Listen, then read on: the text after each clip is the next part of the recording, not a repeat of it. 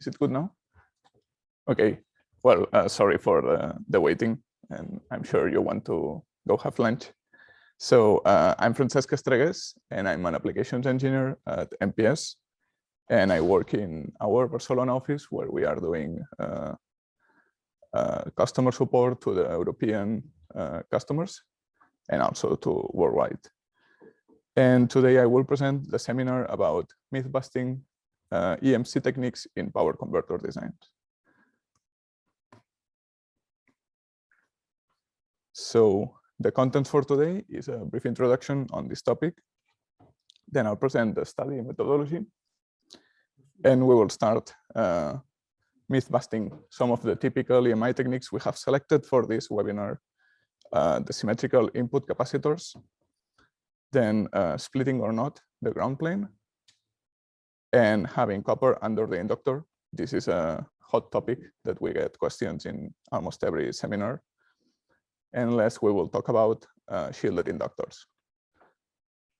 And just to finish, some conclusions and QA session if there's time for it. So in many seminars, we are presented with a suite of techniques to improve the EMC of our designs, the electromagnetic compatibility.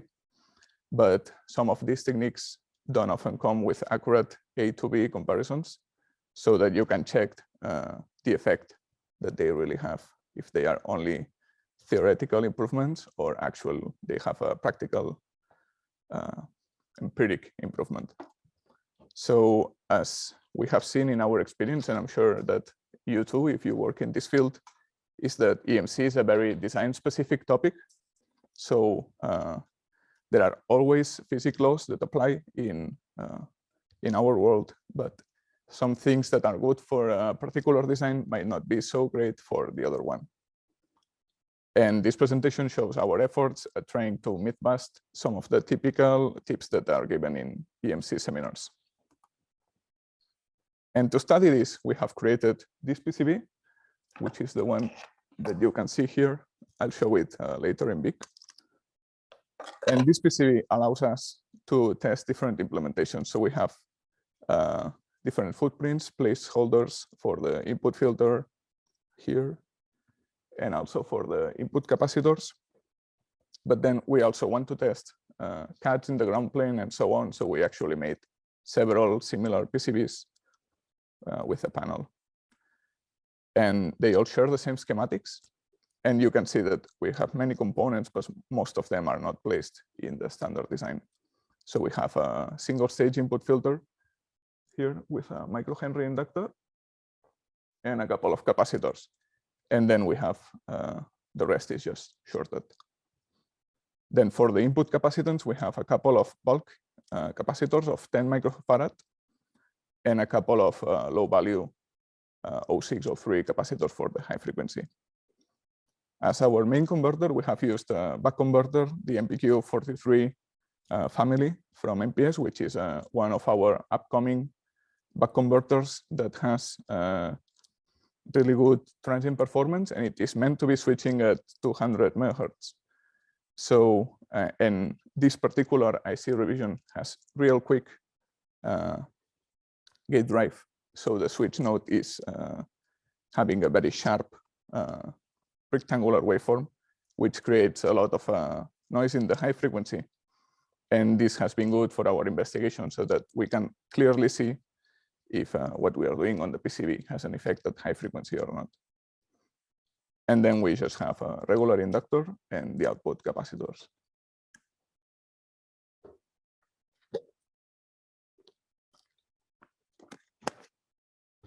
So this is the test setup that we have used.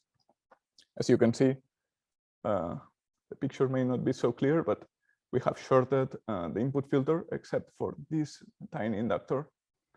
And then we have the input harness, which changes depending on if you are measuring conducted emissions or radiated. But our load is always this small power resistor, and it's connected through short cables. But we will talk about this load later on. So let's start with the first myth. And the first myth that we want to talk about is the symmetrical input capacitor. So this has been presented by my colleague, Jens, and he recommends placing the input capacitors facing each other or in a symmetrical orientation. And since you have high frequency currents in these capacitors, they create magnetic fields. If they are opposing and symmetrical to each other, the magnetic fields will have opposite directions. So they should cancel each other out. And here you can see a rough drawing. So we have currents going clockwise on the lower side. This is the VIN and this is ground. And we have currents going counterclockwise on the upper side. So the field should be canceling. And there are actually two different ways our ICs allow doing this symmetrical implementation. So this is one of our older families. And here you have one input pin at the center of the IC, and then you have two ground pins on each side. So you connect the two capacitors facing each other. You have VIN at the center, and you can have two ground planes on top and on the bottom of the PCB. And you can see that one current loop is going clockwise and the other one is going counterclockwise in red. So their fields are canceling. Nowadays, our newer parts, this is the MPQ4323, which is our newest value line converter. They all come with this symmetrical input pin placement. So you have VIN and ground pins on each side of your package. Here you would have on the top side, let's say, and on the bottom side. And this allows placing the input capacitors symmetrically very easily without having to do strange layout stuff like in this case. And it also allows to reduce to the minimum the parasitic inductance of those capacitors. So you get very low ringing. And for this particular test, we are using this approach with a symmetrical input. We have VIN here and ground on the right side. And we have capacitors on both sides. So we are going to test if the symmetrical input capacitor is actually doing something or if it's making things worse, maybe. And we have the bulk capacitance, 1210. And we have the high frequency capacitor in 0603, 100 nano.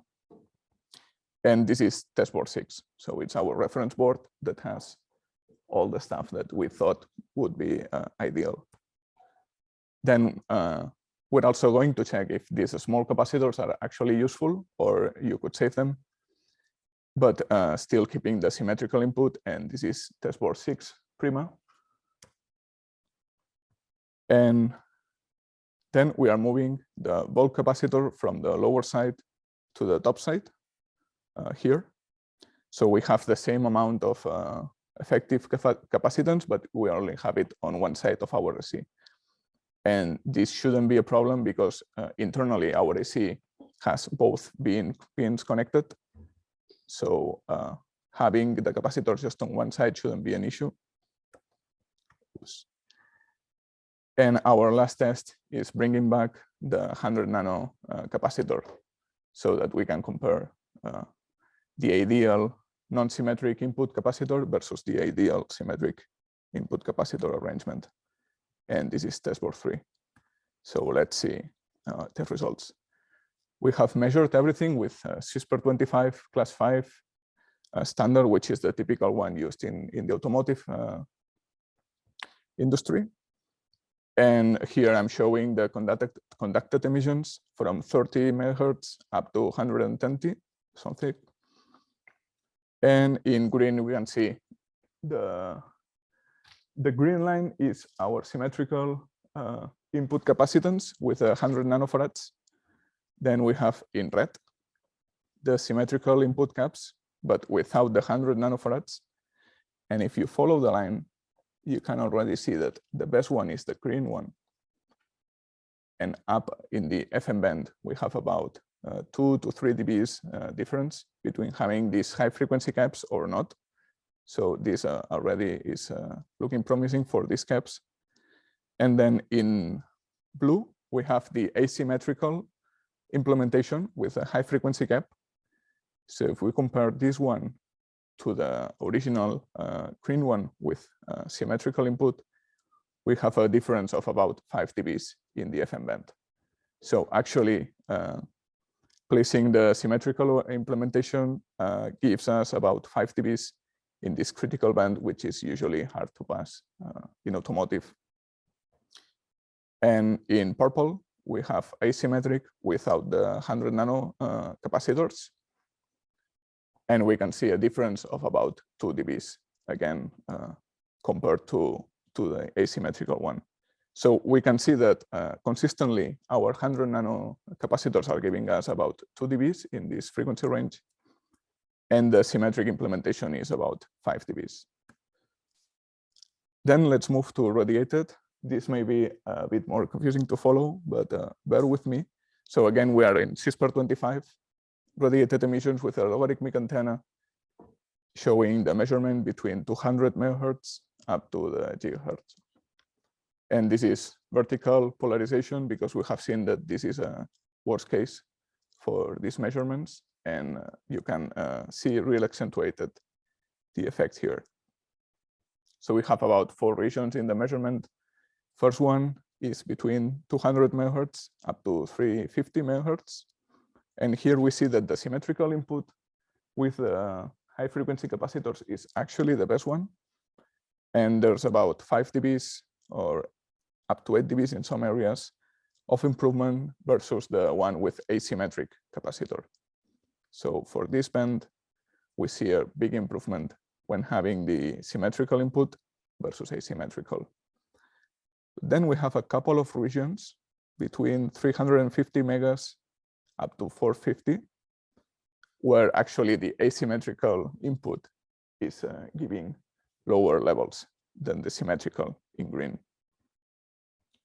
Then in region 3, we again have the symmetrical one being better. And we have this resonance at about 800 megahertz that we will see this often in the next slides. And here actually we can see that the symmetrical input is worse in this area. But overall, we can say that for regions 1 and 3, symmetrical is better by about 8 dBs.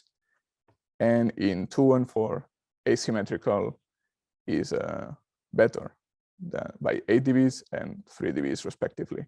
And the 100 nano capacitor is always giving a benefit. So let's study why this can happen. And basically, our symmetrical input is reducing the parasitic inductance of our current loops in the decoupling capacitor. So by reducing the frequency, we are moving any resonances up in the frequency band. So any noise that we could have in this area, about 300 megahertz, for the symmetrical one will be shifted a bit higher here. And the same happens here. So in this frequency, we might have resonances in our PCB, and by having lower parasitic inductance, we are moving our noise a bit higher. So this could be one of the reasons why symmetrical is worse in some areas. But overall, we have seen that the symmetrical input caps improve the EMI in the FM band, which is one of the most important tests. And for radiated emissions, they improve in some bands, but in some others, they are not so good. But we will see that there are other ways to improve the EMI at these frequencies. So I wouldn't be worried about this. Then we have seen that the 100 nano capacitors are good in all frequencies. There is no doubt about this. So overall, we can see that this is not a myth. This theory is confirmed. And we can go to the next topic, which is ground plane splitting. And this is also a very common topic in EMI. And mainly what people say is that you have high frequency currents running through your PCB around your noisy circuits. So you want to split the ground plane to keep these noisy currents in a delimited area where you can control it. So here we have a cross section of PCB. And let's say this is a conductor carrying a high frequency signal. And below we have the return plane. This would be ground. And in red, we have the current density. So we have current density along the edges of this conductor. And the return is also concentrating the current under the conductor. But outside of the boundaries of this conductor, we don't have zero current. So the current density is low, but it's not zero. So we want to limit this area so that we don't have loops of current creating magnetic fields around our PCBs. So we make cuts in the ground plane around the DC-DC area. And to test the effect of these cuts, we have gone to the extreme way of making 3 cuts around our DC-DC in testboard 6. So we have, first of all, in red, we have the top layer. I don't know if it's clear to see here, but there's a line in red, in dashes, that's showing our cut around the DC-DC converter. Then we have on the power ground, so on our input capacitors, we're also cutting this ground around the input capacitor ground terminal, and we are connecting all the grounds in the PCB together via vias in the next layers in the PCB. But on top layer, we are making these cuts to trying to avoid that our currents are spreading everywhere. And then finally, we have a cut in our internal layer. So we have top layer, our circuit, and in the internal layer 1, we have our return plane. And we are also making a cut there, just having a solid ground plane for our DC-DC converter and separating it from the rest of our board. Then to test each individual cut, we have a test board 11, which removes the cut in the reference plane, and we only have cuts on the top, big cut and power ground cut. And you can follow test board 12 removes the large cut, and we are only cutting the power ground around our input capacitors. And we have a board without any cut. And this trace that you can see here, so the PCB is transparent in Altium, but this is in layer 3, so this is not cutting our reference plane. This is in a different layer. You just can't see it. So let's see if the results confirm there is any difference. So starting with conducted emissions, at the lower frequencies, we don't see any difference. So we don't show it. We have the fundamental and the harmonics. So let's go to the FM band. And we can see that there's almost no difference between all the PCBs. And if you are being picky, the PCB with all the cuts in green is a bit worse than the others. But this could be error in the measurement. So I wouldn't take any conclusion from this. Now let's see in the lock antenna, where in the high frequency noise, we can maybe see the effect better of each PCB. And here we have in green, the PCB with all the cuts that is consistently above all the other ones. So we thought that making cuts in the ground plane would limit these currents and improve the EMI. But actually what we see is that it's about 1 to 2 dBs worse than the rest of the PCBs. And especially here we had this resonance in the previous measurement. And we can see that just by removing a couple of these cuts, we are removing this resonance. So it probably has to do with our PCB. And then following the results, we have in red only the cuts on the top layer. And this is the second worst compared to having all the cuts in almost every band. And consistently having less cuts improves our EMI. The best result is when you just cut around the power ground of your AC. So you have your input capacitors and you cut just in the ground terminal. But the difference between this and not having any cut for this particular board is minimal. So you have less than 1 dB of difference, which could be measurement error. So overall, we see that the best EMI is the blue trace, sorry, the purple trace, especially here. But the difference is so small that I wouldn't call it if it's a clear winner or not. So we have seen that splitting the ground plane in the power converter circuit does not have a significant impact on EMI. It's less than 1 dB in most bands. And the more cuts you make, the worse your performance becomes. And probably the reason is because you not only have the currents from your decoupling capacitors on your ground plane, but you also have eddy currents that are created by the magnetic source, and also currents that can be radiated from outside. And if you are making cuts on your plane, these currents need to flow anyway. So you are increasing the impedance of your ground plane and creating noise. So unless you really know what you are doing in the PCB, I would advise against making any cuts on your DC-DC converter. And the last point against cutting the ground plane, especially the power ground, is that your IC usually takes the heat out of the package via the ground pin. It's where you can place most copper to dissipate heat. And if you are making cuts, you are limiting this heat dissipation capability. So it's even worse for your design, not only EMI-wise, but thermally. So we can say that this is a myth, and we have busted it. Oops.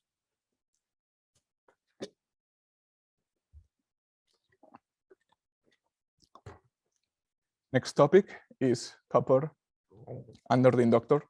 And this is a very typical question that almost everyone has asked once. And basically, the theory is that you have an inductor element on your PCB. And in theory, you want to maximize its magnetic fields so that it has the highest amount of inductance per size. And you know from a physics class that when there is a magnetic field that is inciding perpendicular to a conductor or hitting a conductor, it creates Foucault currents or eddy currents. And these currents are dissipated in heat because your ground plane or any plane that they hit has not zero impedance, it has some impedance. So current with impedance creates heat.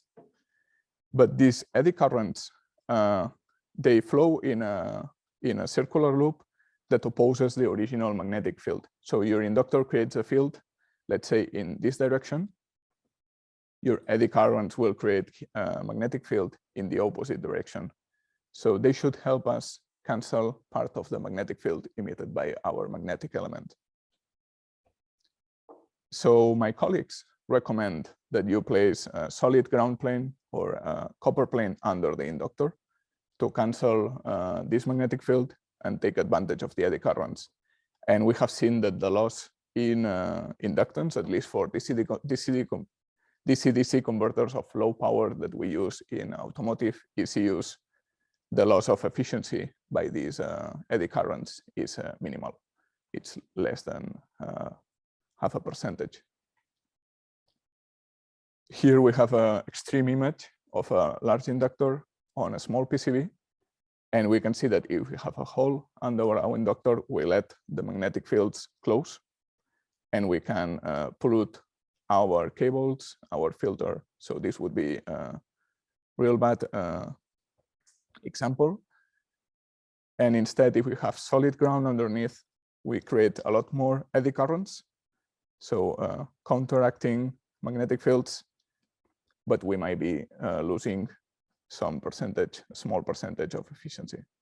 Let's see if this is actually true or there is not a reason to do this. To test this, we have done again our standard PCB. This is a zoom area of our converter. So here we have the IC on the left side, and we have the output capacitors, and at the center we have the inductor. It's maybe a bit, you need to imagine the inductor here. And we have the two pads. We have one pad connected to the switch node and the other connected to the output polygon. And to have copper under it, since this is a very high frequency design with a small inductor, we just extended the output polygon underneath the inductor. In the next example, you can see better. So in this case, in test board 8, we have removed this copper extension under the inductor. So we again have the pads, out and switch node, but in between we have a hole on the top layer copper plane.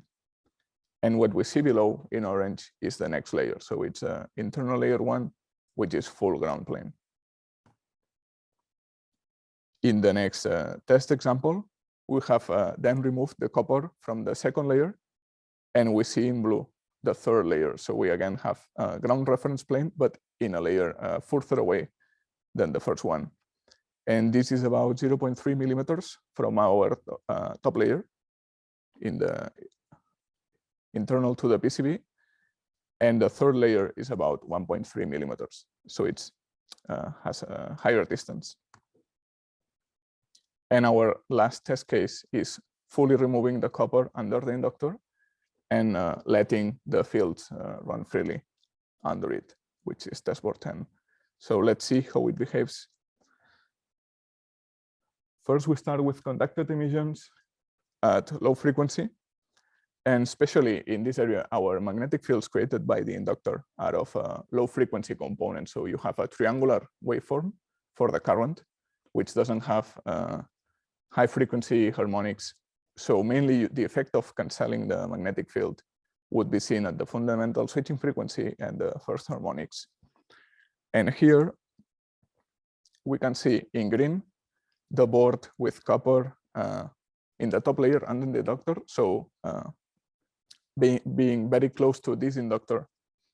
It's hard to see here, but I put this green line and the level is about 4 dBs for the fundamental switching frequency, while the extreme opposite is the board that doesn't have any copper under this inductor is about 9 dBs. So there's a difference of about 5 dBs at the fundamental switching frequency of EMI when comparing having copper under the inductor or not. So we can see that actually the theory that these eddy fields counteract the magnetic field by the inductor is true. And we are getting benefit at the fundamental across all the first harmonics. And even in some harmonics, we get like 8 dBs of improvement. So actually, the theory behind this is correct. But now let's see higher frequencies, since we always see that there's a caveat there. And here we can see some problems with our test setup. So there's a clear loser, which is the green one. It's the board with copper under the inductor, which we saw it was good for low frequency conducted emissions. But now at radiated emissions with a lock antenna, we are seeing that it is worse across all ranges compared to the other boards. But let's see what is the difference between the green one, which is a copper under the inductor in the top layer, and the red one, which also has copper under the inductor, but it's on the second layer. And the difference between one and the other is which net this copper is. So in the top layer, we have V out, and in the second layer, we have ground. And just by changing this copper plane where it is connected, we are getting a difference of about 4 dBs across all this frequency band. So this was our mistake to put the output voltage polygon under the inductor. So we had a very tiny inductor. If we go back to the slides, we had no room to put ground under the inductor on the top layer because you need to have V out and switch node to connect. And having ground under the inductor actually creates a parasitic capacitance across this inductor. And it already has its own from the construction, but we are adding additional one, which connects the very noisy switch node at the half bridge of the converter with fast edges to the output. And at the output, we have this resistor with the cables. So we have a loop, and this will radiate. So if we don't filter this noise, we are actually making it worse at the high frequency. And in comparison, all the other boards show almost the same behavior. So there isn't much difference between having ground plane under the inductor or no plane at the high frequencies in this area. And then here at the 800 megahertz, we see again this resonance that we are seeing in all the boards. And here it seems like it's related to the distance between the coil and the copper underneath it. So we have in green the board that has copper on the first layer, and we see it's the one with highest emission. When we move to the second layer, which is about 0.3 millimeters, we are reducing about 1 dB. But then when we are moving this copper plane to the third layer, which is about 1.3 dB, so the difference is much larger, we can see the level is proportionally lower. And the best case in this frequency is when you don't have copper under the inductor. So probably this resonance here is created by the eddy currents hitting our plane underneath the inductor.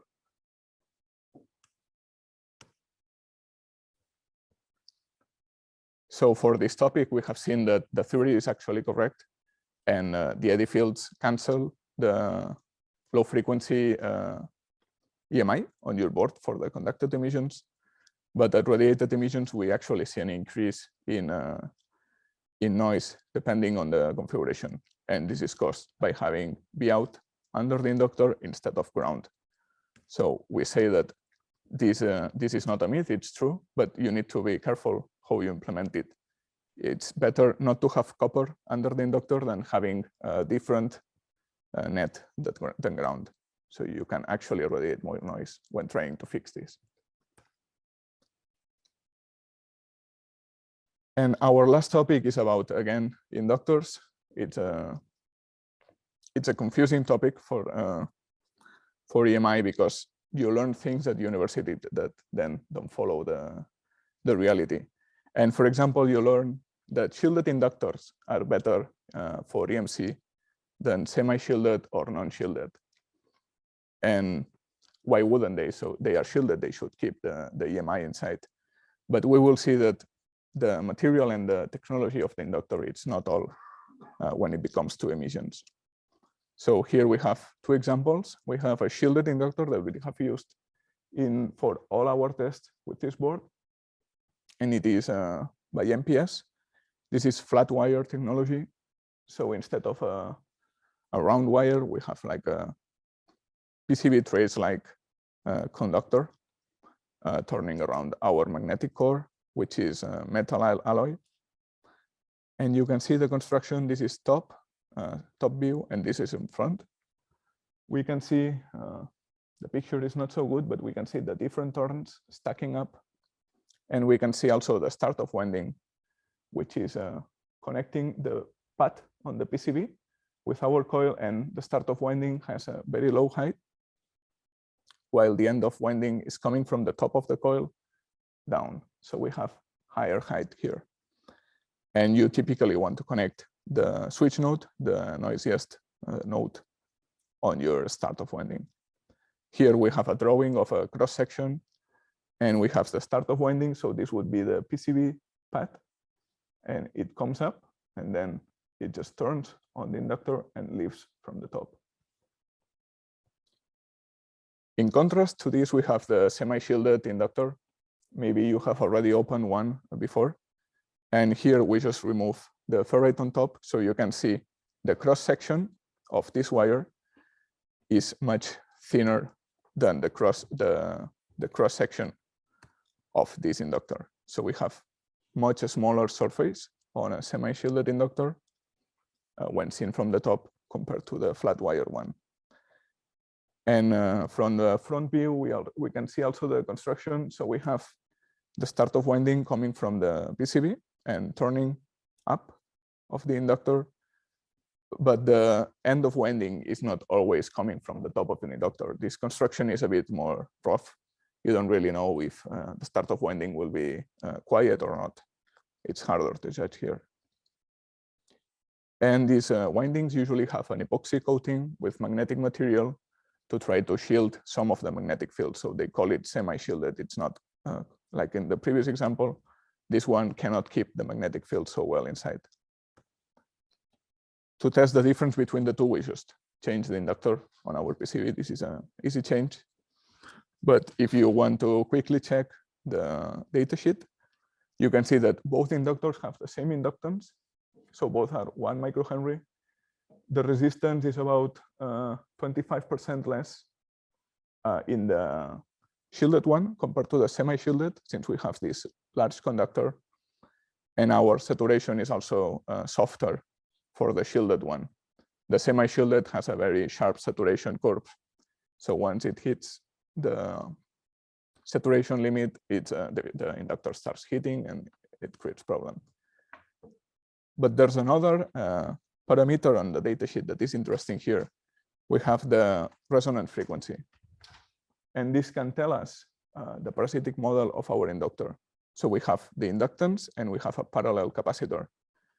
If they both have the same inductance, having a lower resonance frequency means that we have a bigger capacitor.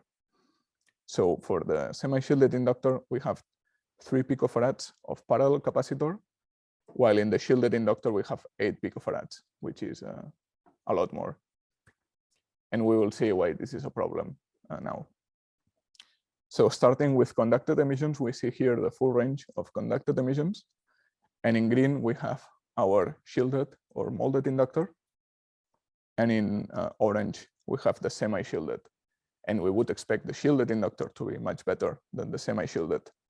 But it's not the case here. We have about 9 dBs of difference at the fundamental switching frequency. And across all harmonics, even in the FM band, our semi-shielded is better than the shielded one. So this is interesting, at least. And then I would say the semi-shielded may be worse in monopole test, since you are testing the electric field emissions of your inductor. And also our semi-shielded inductor is about 1 millimeter taller than the shielded one. So we would expect higher emissions. But again, the semi-shielded is about 4 dBs better than the shielded one in the monopole test. And even at the logarithmic antenna test, the shielded inductor is worse than the semi-shielded in almost all frequencies. So we have it shielded in green, and it's about 6 dBs worse than the semi-shielded in orange in this area and almost here. And again, the resonance that we are always seeing at 800 megahertz, the semi-shielded inductor does not have it. We have a resonance here for the semi-shielded, which is worse compared to the shielded one. But overall, I would say that I would choose the semi-shielded inductor versus the shielded inductor in this case. So let's see why this happens. And if we go back to the construction, we can see that our shielded inductor has a larger surface area of a conductor when seen from the top side. So this can emit more electric field than this very thin wire that doesn't have much surface area. So when measuring, especially with a monopole that you're measuring E field, this larger area creates a larger parasitic capacitor to the ambient, and you are emitting more noise from the switch node by the inductor. The second thing to take into care is the parasitic capacitance of your inductor. We have seen that if you have parasitic capacitance, you are bringing noise from the switch node down to the output. And this output, since it's in our case is a resistor with the wires, this will radiate.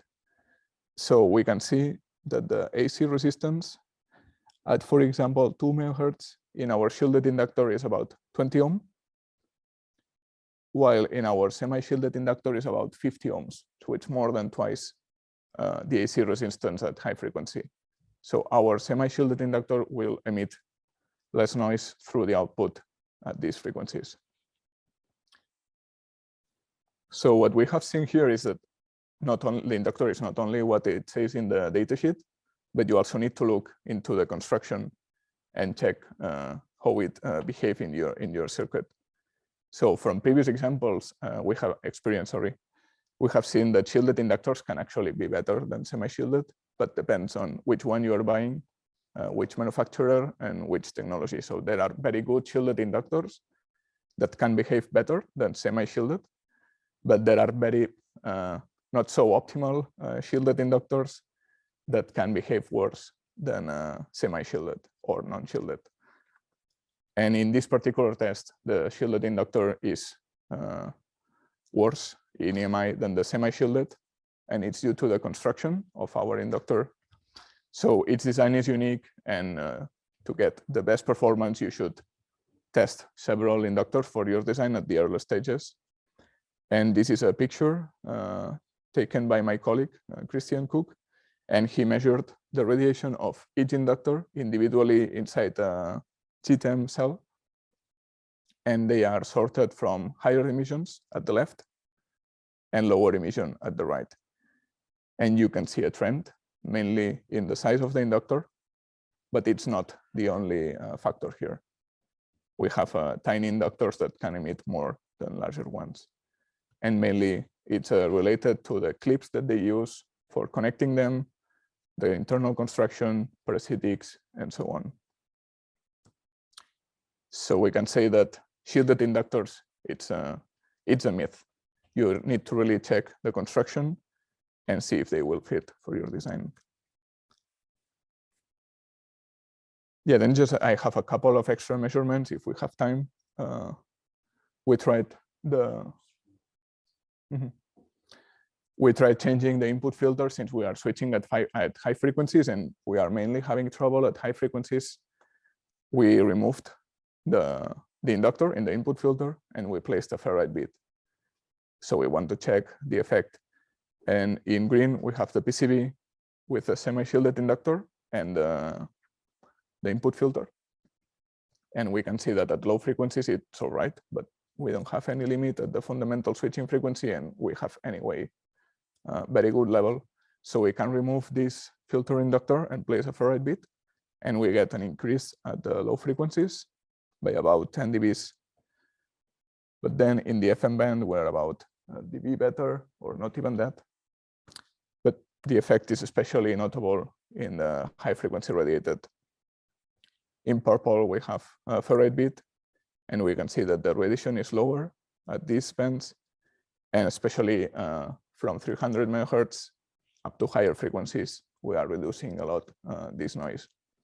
So the way to go with high frequency designs, and especially if you have these real fast converters, is to use ferrite beads on the input filter, or maybe a combination of the two, filter and ferrite bead.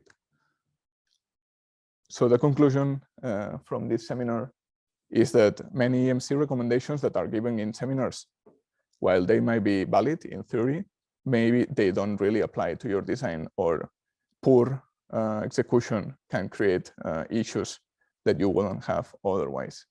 So there are many variables like PCB size, load type, if you have hardness at the input and output, and you need to take care of all that. And the way to ensure if a design is going in the right direction is through testing in the early stages of development. So you can make the first prototype and come to a facility like this one, or if you have EMC measurements in your company, you are very lucky. You can ask for slots there and start testing. So you start with the design following the typical EMC good practices that my colleagues explained. So you use symmetrical input capacitance, you add these high frequency decoupling capacitors, you choose a good inductor, and you take care about the ground plane and so on. And then you go and test and see what are your shortcomings. So if you have problems at the FM band, or you have problems at the high frequency, the solution is usually similar, but maybe not the same. So you come up with a plan, improve the design, and come back again. So even if you make improvements, you need to test again. You are not golden, even if you change the PCB. So yeah, we think that if you follow these steps, we can guarantee that your EMI or your time to market will improve. So if you have any questions, maybe we have time to answer some.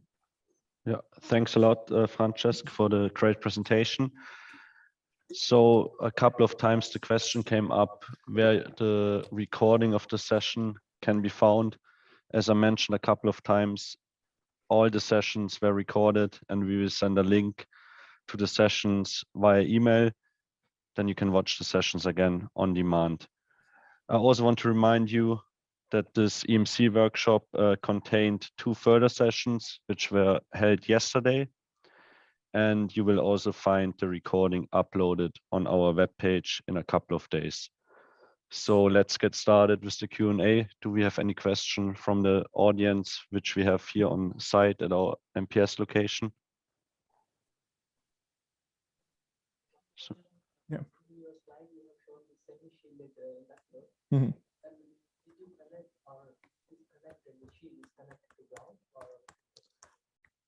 Here you mean? Which slide, sorry?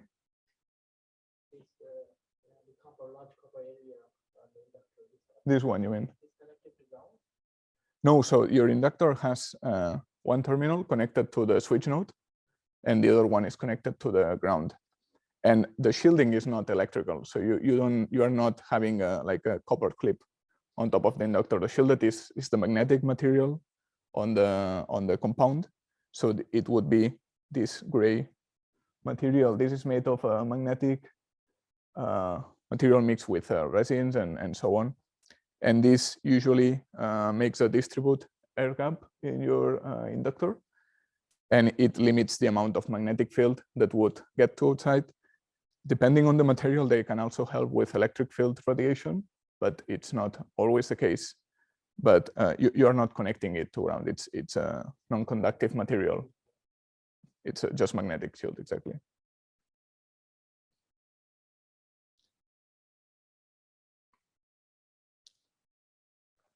do we have any more questions from the audience? If not, we will answer one question from the online audience. The rest of the questions will be answered via email later. So first, one question from the online audience. What would be the result in copper and inductor tests with shielded versus semi-shielded inductors? So again, this is a test that we need to do because it's not clear. But we have done the test with the shielded inductor, and we have seen that actually the effect is notable at low frequencies. So I would say that with a semi-shielded inductor, which might not be able to contain the magnetic field so well, at low frequencies, it would be accentuated, this effect. So we can go back to the slide where we see it. So the difference at these fundamental switching frequencies and harmonics would probably be larger with a semi-shielded inductor compared to a shielded inductor. But at high frequency, I wouldn't say that this is that this should improve, especially compared to the shielded inductor. I would say that it goes in line with the previous experience. But this is something that we should test for the next steps in this investigation. So we have one last question from the audience here at our MPS location. The question if there were cuts in the PCB where you did this comparison for the shielded or semi-shielded. So you mean if there would question? be? Yeah, he's asking if there would be a difference in the EMI if we had the cuts on the PCB using a shielded or non-shielded inductor. If there were the cuts, when you did the comparison between the inductors, because you said that especially in these 800 and something megahertz resonance, that it might come from the cuts. Yeah. You don't have the resonance because of the cuts, then the difference between the copper under the inductor makes a big difference. Yeah. So yeah, this is something that we would need to reevaluate. Maybe we should make a new PCB with a larger inductor and try to have real ground under it instead of Vout. And we can also check different inductor technologies, how they react to these cuts.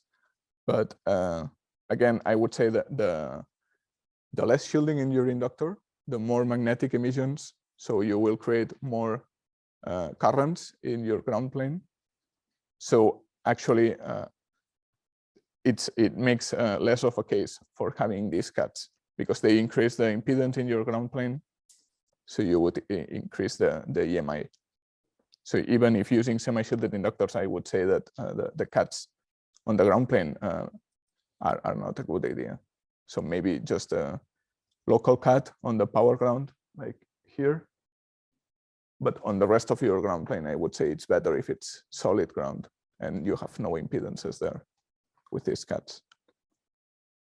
But yeah, this is the direction that we need to go with this testing. We need to continue the work on this topic and compare the cases that we have seen that are better. So semi-shielded inductor instead of this specific shielded one.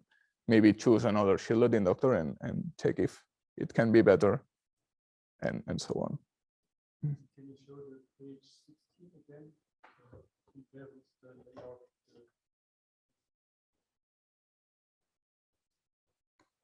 This one? No, page 12. Here?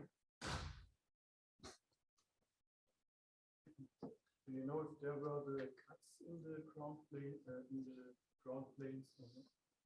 In all these cases, there were cuts in the ground plane. So we have taken like the standard PCB, which is the 6, and it has all the cuts and all the copper. And in the case where here it's changing the cut under the inductor, but the rest of the PCB is staying the same. Okay. So you have cuts everywhere in this one.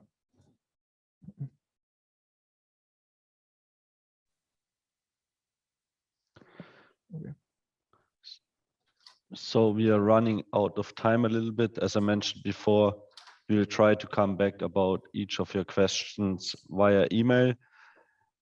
This session has been recorded. Also, yesterday's sessions have been recorded. You will get an email with the links to the recordings of the sessions, and you will also get the slide decks sent to you via email. I want to thank every one of you who joined online. Please also check our webpage for additional webinars, which will follow in the future. Thank you again for joining our webinar. See you soon.